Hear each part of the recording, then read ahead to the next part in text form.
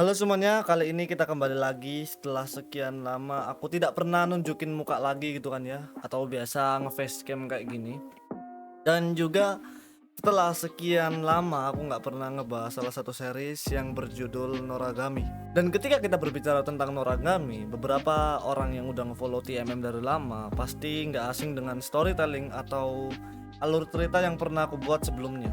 Aku memang udah berhenti untuk ngebuat storytelling atau biasa disebut itu alur cerita ya. Karena memang aku udah kehilangan gairah untuk ngebuat skrip ataupun video tentang storytelling gitu. Dan buat aku pribadi itu cukup menyiksa gitu ketika aku membuat konten yang tidak aku inginkan gitu, atau yang tidak sedang mood apa ya, aku juga ketergantungan sama mood gitu membuat konten. Karena menurutku pribadi ketika aku membuat konten tidak sesuai dengan apa yang aku lagi inginkan gitu, itu bakal imbasnya jelek biasanya. Walaupun memang videoku sampai sekarang jelek semua gitu. Jadi aku minta maaf sama teman-teman semua, semisal aja sampai detik ini ada beberapa mungkin dari kalian yang masih menunggu konten storytelling dari Noragami yang aku buat. Karena sekali lagi aku udah nggak ngebuat storytelling atau alur cerita. Tapi ada tapinya kali ini. Konten yang aku akan buat kali ini, yang akan aku bahas kali ini, akan berkaitan dengan beberapa chapter akhir dari Noragami. Bukan akhir sih, beberapa chapter terbaru dari Noragami. Dan aku bakal mulai jelasin dari awal mulanya bisa Mountain mendapatkan Shinki baru sampai dia melawan Ayah Yato sampai ke chapter terbaru. Jadi hal ini tuh masih berkaitan dengan konten terakhir kalinya aku ngebuat storytelling tentang Noragami. Tapi semua bakal aku ceritain secara singkat karena memang bukan storytelling juga. Intinya aku buat ini tuh supaya beberapa orang bisa paham konteks apa yang terjadi dengan Noragami di chapter terbarunya. Tidaknya hal ini tuh bisa membuat kalian menangkap poin-poin yang terjadi pada Noragami di chapter akhir atau di chapter terbarunya. Tidaknya ini yang masih bisa aku buat walaupun setengah-setengah ya kehitungnya, tapi setidaknya kalian masih bisa menikmatin walaupun kalian nggak baca manganya. So, enjoy the video guys. Terakhir kali ini aku membuat storytelling tentang Noragami, tepatnya di part 4. Kita mengetahui satu fakta baru jika bisa Mountain itu memiliki Shinki yang diambil dari sebuah tempat terlarang, yaitu tempatnya Hafuri bernama Nana, yang disegel oleh para dewa karena pemberontakan yang ia lakukan pada masa lalu. Tentunya hal ini pasti menjadi pelanggaran bagi Bisa Mountain. Tapi Bisa Mountain melakukan hal ini karena dia ingin menggunakan Nana untuk membalaskan dendamnya kepada penyihir atau ayahnya Yato. Dia menggunakan Shinki ini karena dia tidak ingin menumbalkan Shinki miliknya untuk melawan si penyihir. Singkat cerita, Bisa Mountain ini langsung mendatangi di sekolahannya si penyihir dan langsung menyerang si penyihir. Tapi secara tiba-tiba tepat di belakangnya Bisa Mountain muncul para dewa langit yang mencoba menghadang Bisa Mountain. Yang ternyata semua ini tuh karena si Kazuma. Jadi Kazuma ini sedang mendatangi sebuah lokasi tempat terlarang, tempatnya Bisa Mountain mengambil si Nana. Karena Kazuma ini juga mencari Bisa Mountain. Tapi saat itu dia ini ketahuan oleh pihak para dewa. Dan itulah yang memunculkan sinyal para dewa atas pelanggarannya si Bisa Mountain. Dan parahnya di sini Yato ditugaskan untuk berada di posisi Dewa Langit untuk menyerang si Bisa Mountain. Banyak pasukan yang udah dikalahkan sama Bisa Mountain, tapi di saat itu Bisa Mountain juga sedang terluka.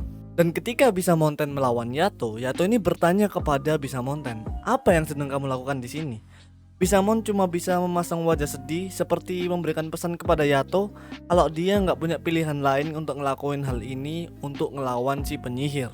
Karena Yato di sini sadar ada yang salah, akhirnya Yato berbalik badan ke hadapan Dewa Langit sambil meneriakkan jika ada kesalahpahaman di sini. Tapi karena Dewa Langit tidak mungkin asal percaya dengan perkataan, di sini akhirnya Yato melawan si Takemi Kazuchi sebagai orang yang mewakili Dewa Langit.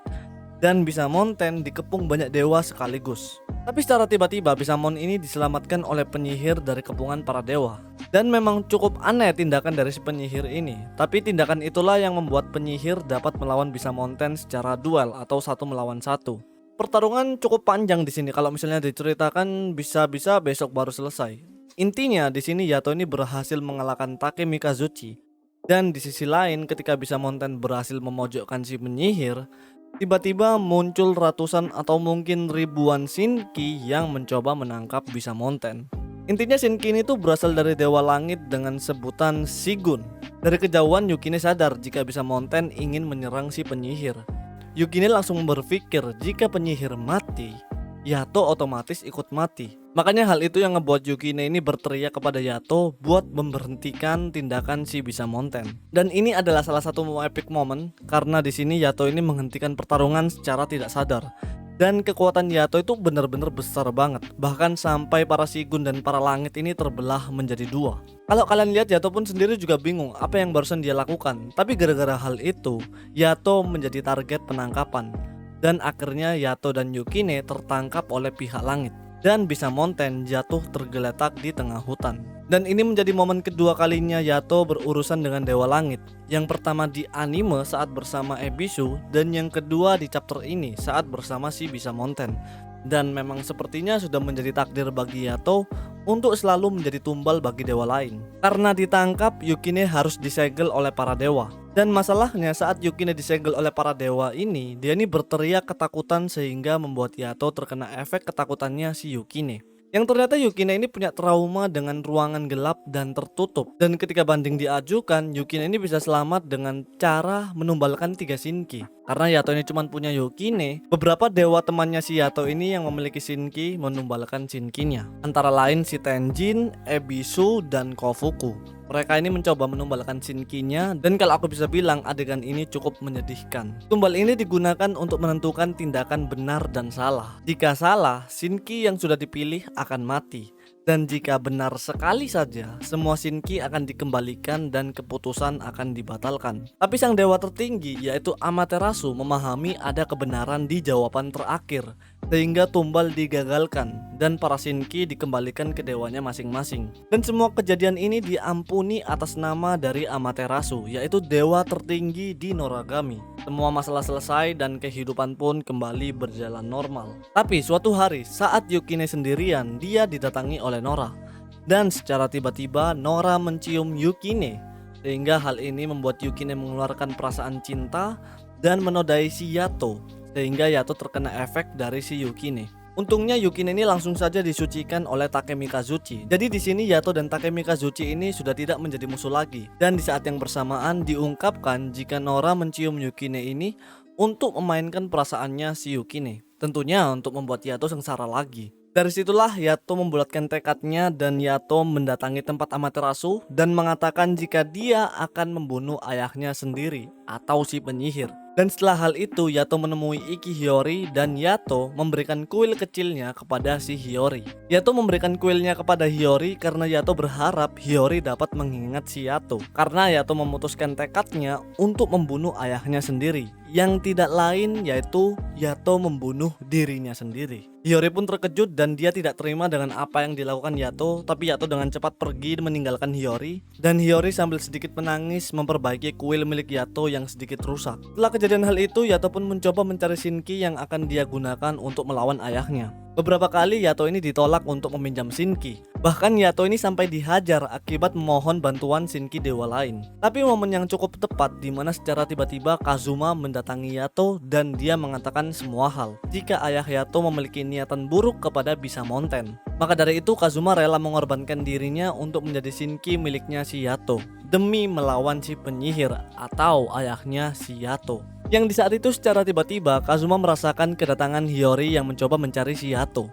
Hiyori memberikan alasan bermacam-macam ketika dia mencari Yato.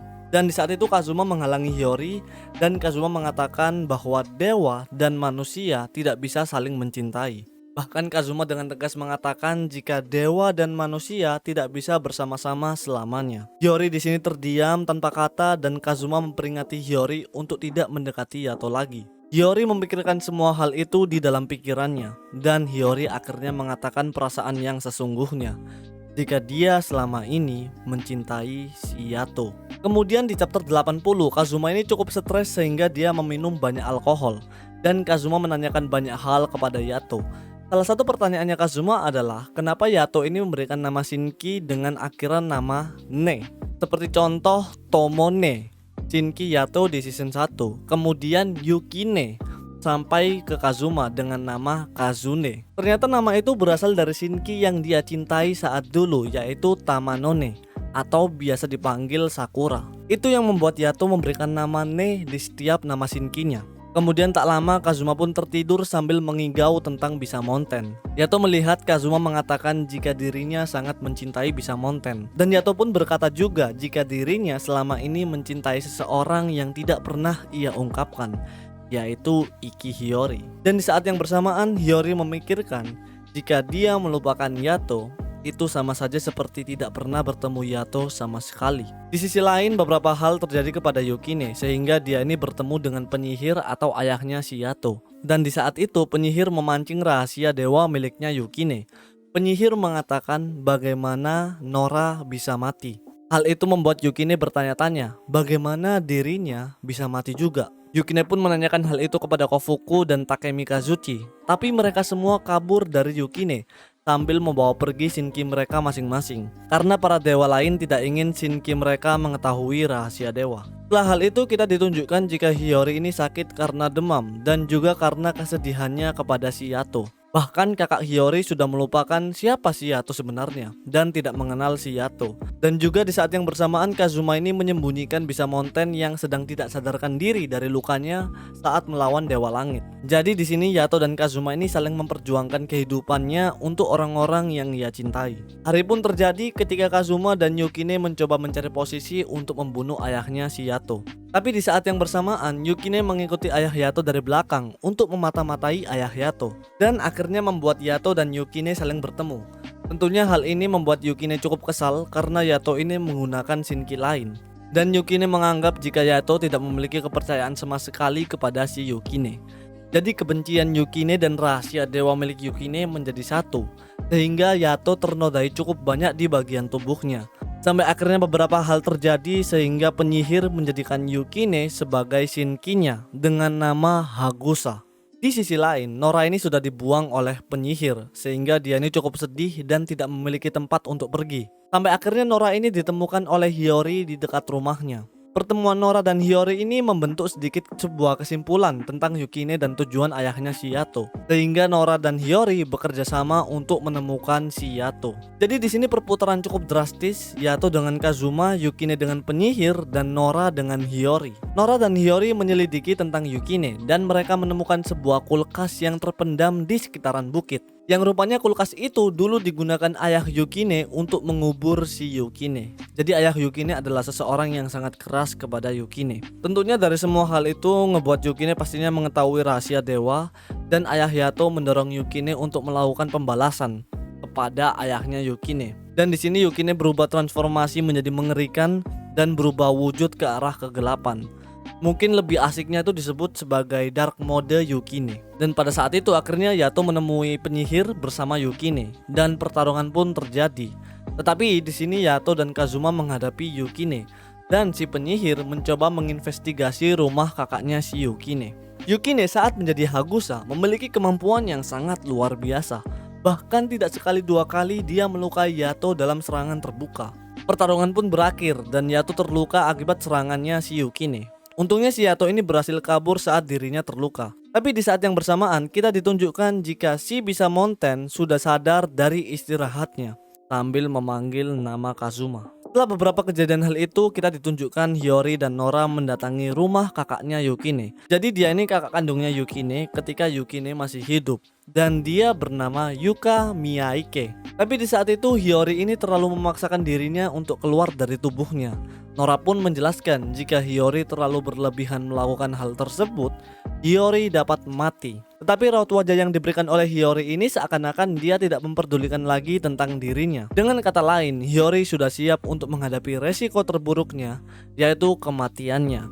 Dan tak lama, Hiyori secara tiba-tiba jatuh di hadapan kakaknya Yukine dan juga Nora. Di sisi lain, Yukine ini berkeliling dengan si penyihir dan ditemukan suatu fakta menarik jika Yukine dapat menyentuh jiwa seseorang dan merubahnya sesuai apa yang diinginkan oleh si Yukine. Kemampuan ini bernama Divine Punishment, kemampuan yang secara konsepnya mendekati kemampuan dewa. Yukine terus menyebarkan kemampuannya kepada orang-orang karena bagi Yukine ini adalah jalan yang benar supaya tidak ada lagi kesengsaraan bagi manusia. Tapi tentu saja hal ini melanggar ketetapan para dewa sebagai otoritas tertinggi. Dan di saat penyihir sendirian, Yato langsung mencoba mendekati penyihir dan terjadilah pertarungan antara Yato dan penyihir atau ayahnya sendiri. Dan ya, Yato mengatakan kepada Amaterasu untuk membantunya membunuh sang penyihir, tepatnya di hari Oharai. Dan itu akan menjadi hari kemunculan para dewa langit untuk membunuh penyihir. Di saat itu ayah Yato sudah tidak memiliki lagi kepercayaan kepada Yato dan dia memutuskan untuk membunuh si Yato. Tapi pertarungan itu menjadi cukup sengit karena Yato tidak menganggapnya lagi sebagai ayah. Sehingga pertarungan itu membuat penyihir atau ayahnya si Yato mundur dan kabur sambil membawa Yukine. Jadi untuk chapter paling terbaru ini masih menjadi tanda tanya. Apakah ayah Yato akan berhasil kabur atau Yato akan mengejar ayahnya lagi?